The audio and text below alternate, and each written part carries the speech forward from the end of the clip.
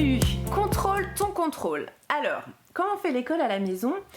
Peut-être que tu ne le sais pas, je te l'apprends. Donc on doit déclarer chaque année à la mairie et à l'inspection académique que nous pratiquons l'instruction en famille à nos enfants. De là, tous les 2 ans, la mairie fait une enquête pour voir quelles sont nos motivations pour pratiquer l'instruction en famille et si l'enfant a bien tout ce qui est nécessaire pour jouir de son droit à l'instruction. Et tous les ans, nous avons un contrôle de l'éducation nationale qui est là pour voir si l'enfant il est bien instruit et s'il progresse dans ses apprentissages d'année en année. Voilà. Et s'il respecte quelques paliers de l'éducation nationale. Voilà. Donc en gros, il y a 3 paliers. Il faut qu'à la fin des 3 paliers, nos enfants ils aient acquis la même chose que les enfants qui sont scolaires. Voilà. Et donc au départ, nos contrôles se sont extrêmement mal passés. Voilà. Donc pour l'instant, ça fait à peu près, on a eu une quinzaine de contrôles déjà, enfin beaucoup. Des fois 2 années, parfois 2 dans une année, parfois 1, ça dépend. Parfois on a été oublié aussi, on a eu cette chance-là. Mais du coup, on a fait quand même un certain nombre de contrôles. Et au fur et à mesure, Dieu nous a vraiment parlé sur le fait qu'on pouvait avoir cette autorité pendant les contrôles. Donc en fait, on a essayé de changer un peu les rôles. Au départ, on était un petit peu passif dans nos contrôles. On attendait que les inspecteurs, par exemple, gèrent le contrôle et nous demandent. Et puis nous, on était là pour expliquer les choses au point, etc. Et on était un petit peu en mode en attente de ce qu'on allait nous demander. Cette chose-là. Et sauf que ces dernières années, on a switché pour prendre le contrôle de notre contrôle. Alors ça, c'est venu après beaucoup de contrôles qui se sont mal passés. Certains très bien, hein, donc c'est pas tout le temps pareil, ça dépend vraiment des inspecteurs en fait. Bon, on a toujours eu des avis favorables, mais certains contrôles ont été extrêmement sportifs, il faut le dire. Et donc du coup, je me suis rendu compte, enfin j'ai réalisé que si nous pratiquions l'école à la maison, c'était parce que vraiment on avait à cœur de faire ça et que devant Dieu on avait l'impression que c'était ce que Dieu nous demandait à nous familles de faire.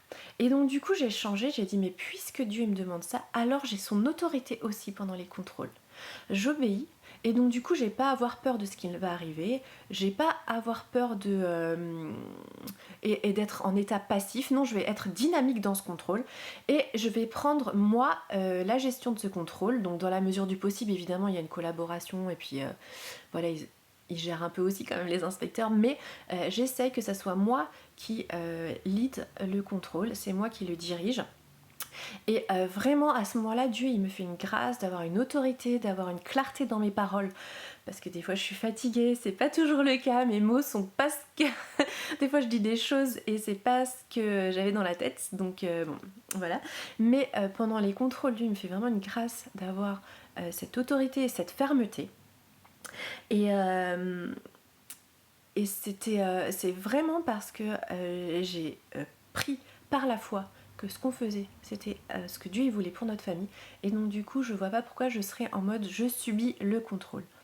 Et donc, depuis, les contrôles, ils prennent une autre allure. Et ils prennent aussi une autre odeur et ils sont beaucoup plus légers. Alors comment je contrôle mon contrôle? En général, avant le contrôle, quand j'ai le courrier donc de 1 mois, j'envoie un pré-rapport. Donc j'envoie un pré-rapport, il me prend énormément de temps à faire, je crois que en gros, je crois que j'ai mis 4 ou 5 heures par enfant à le faire. Donc bon, maintenant ça va beaucoup mieux parce qu'on en a 4 qui ont le socle commun, donc qui ont rempli les obligations, donc ça va aller mieux. Mais je fais un pré-rapport, chose que je ne faisais pas au début. En fait, je me suis dit, oh, de toute façon, ils verront bien. Non, je fais un pré-rapport et j'explique ce que nous souhaitons. En fait, je suis très claire, c'est-à-dire qu'en général, quand on propose un psychologue scolaire, je dis non. Quand on propose, je leur dis que je souhaite que le contrôle se fasse sur ce qu'on a effectivement vu. Voilà. Donc j'envoie un petit courrier avant. Voilà, avec tout ce que, avec le pré-rapport, etc. Ensuite, le jour du contrôle, généralement, j'explique que je veux d'abord rappeler des choses, etc., faire un petit bilan des années d'avant. Donc j'appelle ça un petit bilan des années précédentes pour pouvoir avoir un contrôle de qualité aujourd'hui. Donc pendant tout ce temps-là, notre enfant qui est contrôlé, il n'est pas là. Donc je suis juste soit moi et mon mari, soit juste moi, soit parfois juste mon mari, ça dépend, on a un peu tout fait. Il est avec les inspecteurs et il explique et on explique. Et donc, en général, on dit tout dans ce petit temps de mise au point. Donc, j'explique tout ce qui n'a pas été dans les contrôles d'avant. Parfois, il y a des choses assez graves qui se sont passées, donc je ne me prive pas pour les dire. Je dis, vous voyez, ça a blessé mon enfant, etc. Donc, je leur dis ça. Je leur demande s'ils ont lu mon rapport. La plupart du temps, en fait, non, tout le temps, ils ne l'ont pas lu. Je leur demande s'ils ont lu le rapport de la mairie. Généralement, ils ne l'ont pas lu non plus. Je leur demande aussi s'ils ont lu le rapport de leurs collègues des années précédentes. Et là encore, ils ne l'ont pas lu. Donc, j'essaie de leur expliquer par là qu'on essaie de construire quelque chose et que du coup, ça serait quand même bien que les choses soient faites. Et en fait, le fait de leur montrer ça, ça pose déjà l'autorité, ça pose le fait qu'on est investi dans l'éducation de nos enfants et ça me met en position de pouvoir gérer le contrôle du coup puisqu'ils n'ont pas lu les documents. Et ça c'est très intéressant. Du coup, je rappelle aussi un petit peu les textes de loi, je leur demande à ce que nos enfants soient contrôlés sur ce qu'on a fait déjà et avec les manuels ou les choses que nous avons nous. Je leur demande d'essayer de ne pas prendre autre chose. Et je suis assez ferme, je rappelle aussi la loi pendant ce moment-là. Voilà, j'essaye que tout soit clair et à plat, ce que nous on désire.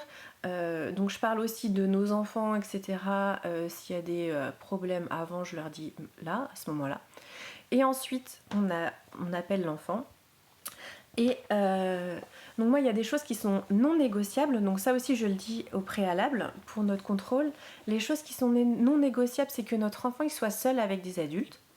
Donc je leur dis, ben non, notre enfant il n'est pas seul. Donc on est silencieux, donc il n'y a pas de problème, il peut travailler à côté de nous. Je suis ferme donc du coup que sur le fait que je souhaite qu'ils aient, s'ils ont des exercices écrits, que ce soit avec ce qu'on a fait.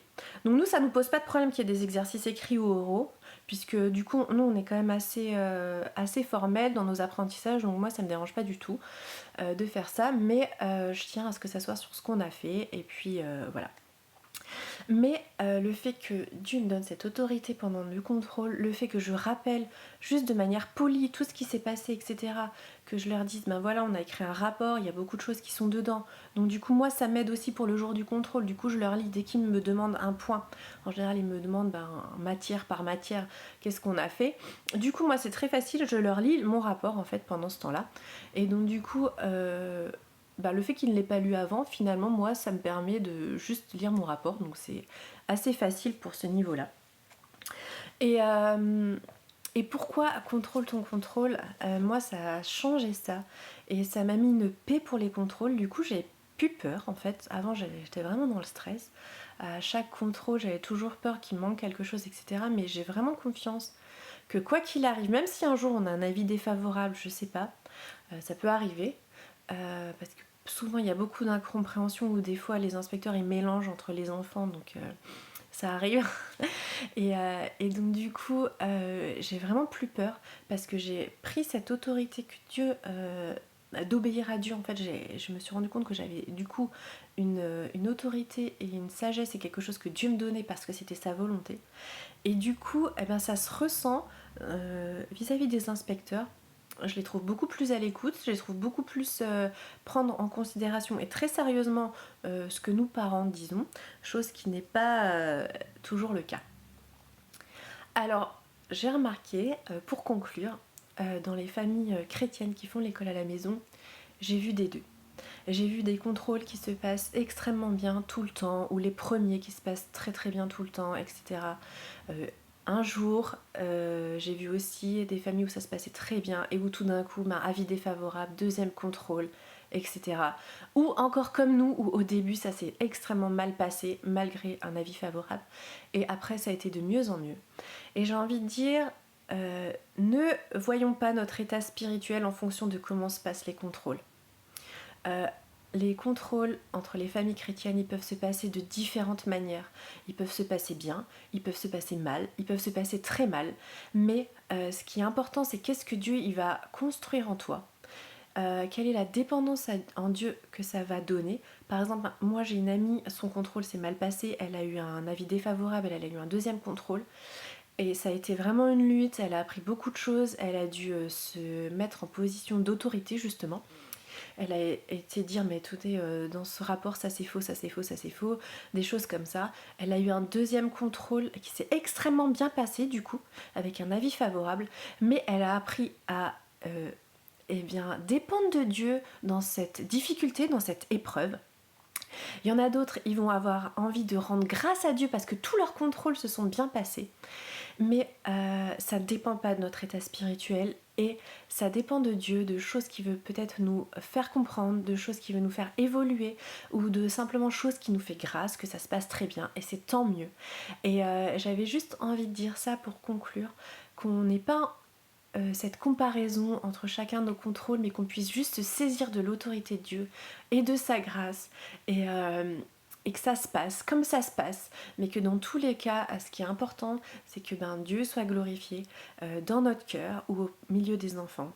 Je dis pas que forcément Dieu soit glorifié aux inspecteurs, parce que vraiment, garde ta sagesse, t'es pas obligé de dire que t'es chrétienne, t'es pas obligé de le dire, et que ça soit Dieu qui t'inspire ou non de le dire, que tu sois libre à ce niveau-là, mais que dans tous les cas, dans ton cœur, il soit attaché à Dieu, et c'est ça que j'avais envie de te transmettre. Prends toutes les armes de Dieu pour ton contrôle aussi. Voilà. Je te remercie de m'avoir écouté, puis à bientôt. Au revoir.